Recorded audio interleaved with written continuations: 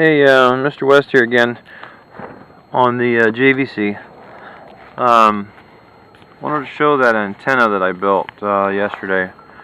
Relatively simple to do. rcexplored.se. Good guy over there, David, and I don't remember his last name.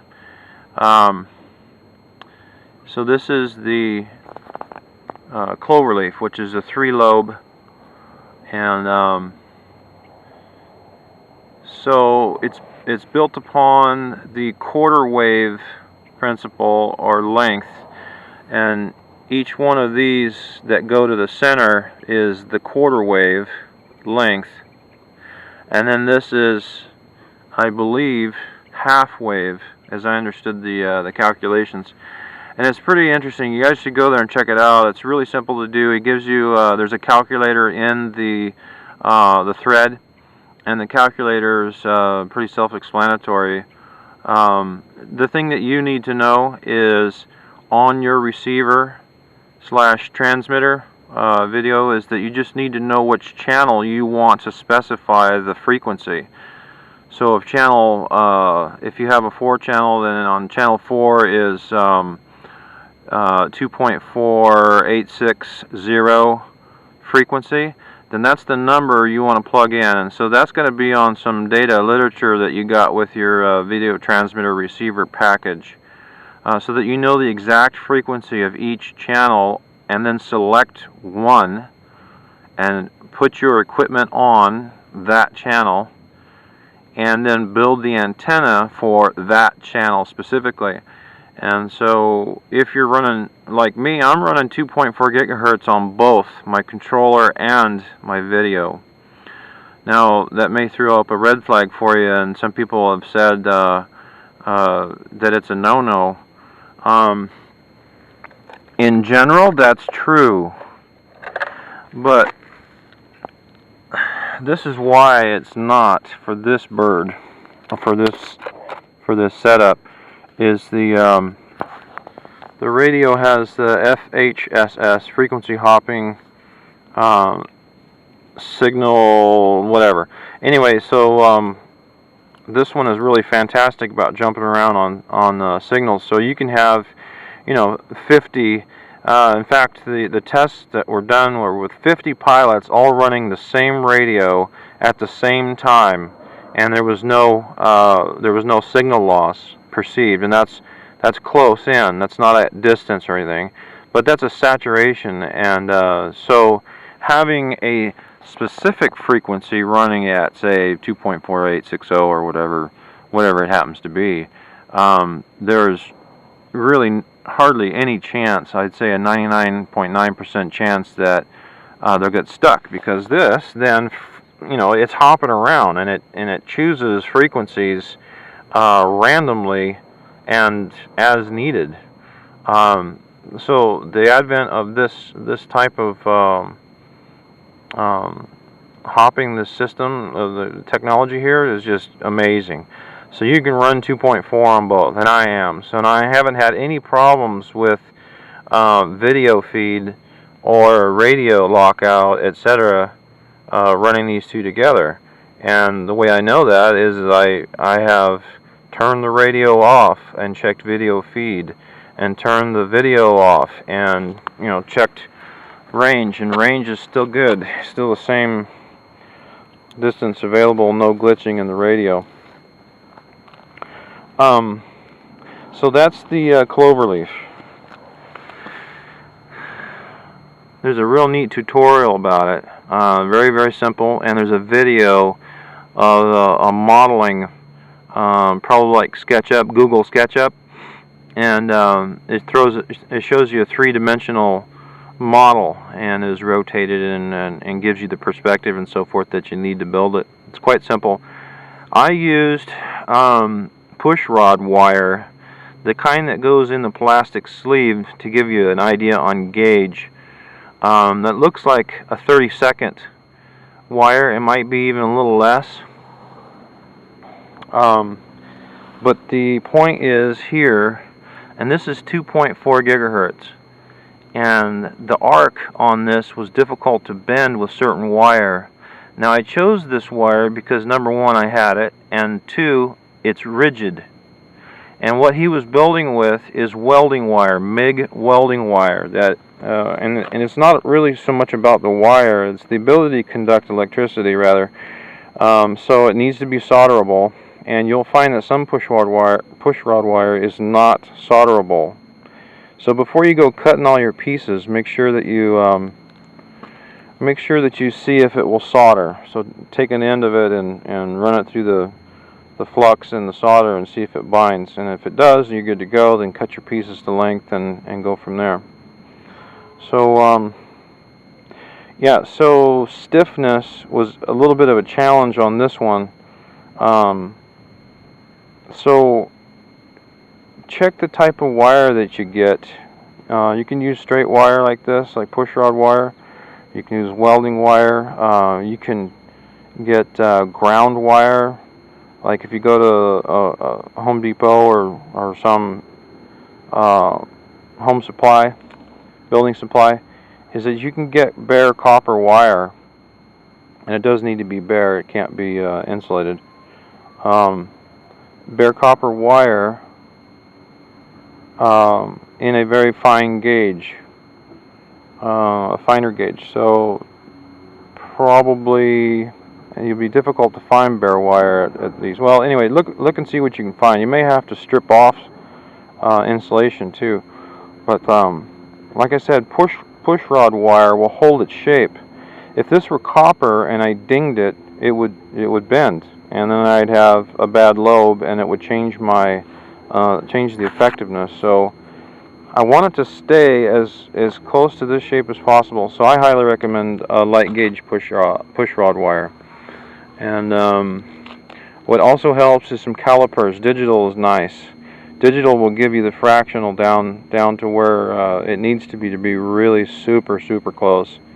But then you're bending by hand with square nose pliers or whatever you're using.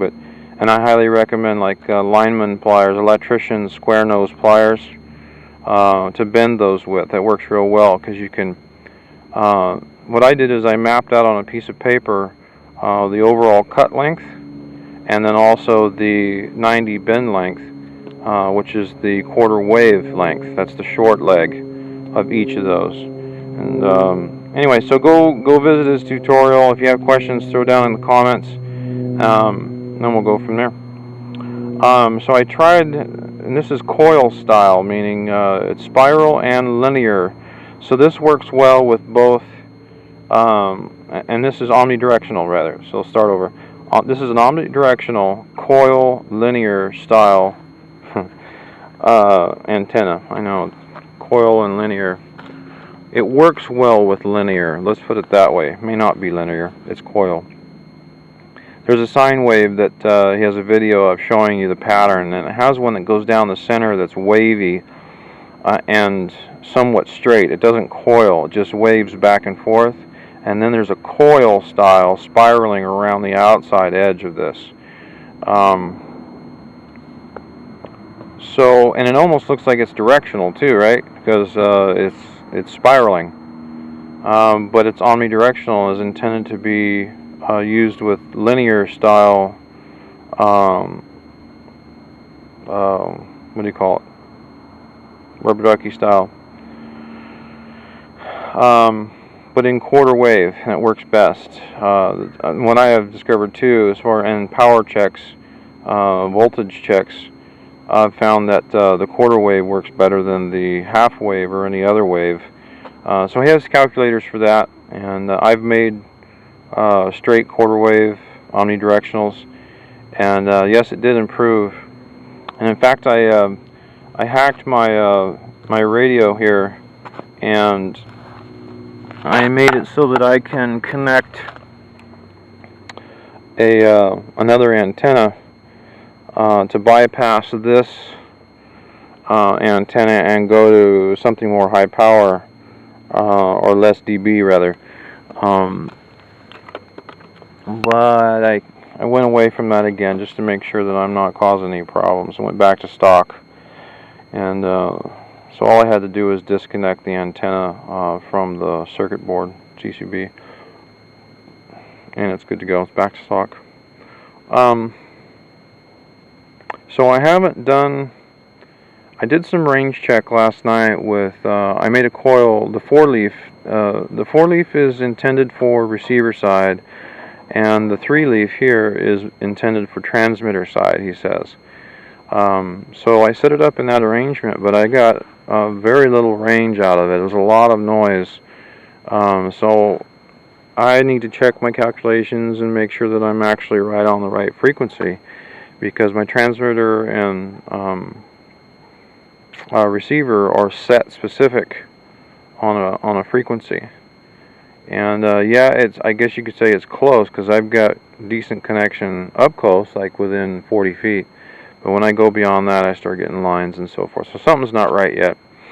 And honestly, I lost my data sheet for my transmitter video, and I think I know where it is, but I haven't taken the time to unpile the desk. So what I did is I built this based upon 2.4 gigahertz, and I'm pretty sure I set my dip switches to the far end of this range. So it's got to be 2.48 something. Might even be 5.1 or 5.2 or something like that. Anyway, this one is an 8 channel that I have here. Got it at securitycamera.com. I think it's called Security Camera, something like that. Pretty inexpensive. Some good combo deals there too, but has the interest in FPV and hobbyists like myself have discovered it. I noticed that some of their prices specifically geared towards pilots, the small transmitters, the standard receiver, all that bit, the prices have gone up some. They've kind of are taking advantage of the need. Anyway, enough about that. Like I said, video on the wing. Good flight performance. I'm very pleased with it. I've been using the high rates on the ailerons and elevator during slow flight. The flaps, I'm loving the effect. It's slowing it way down, and all I do is just maintain the throttle at my approach speed. I don't particularly drop it off until I'm like hovering. Not hovering, but just before on the glide, let's put it that. So when I'm at the end of glide and I'm nearly touching down, I chop the throttle off, and instead of driving it in. Yeah, it can happen either way. Driving it in is good too. Another gorgeous day, January the 2nd, 2012. Could you ask for better flight conditions and location? What? I am so blessed.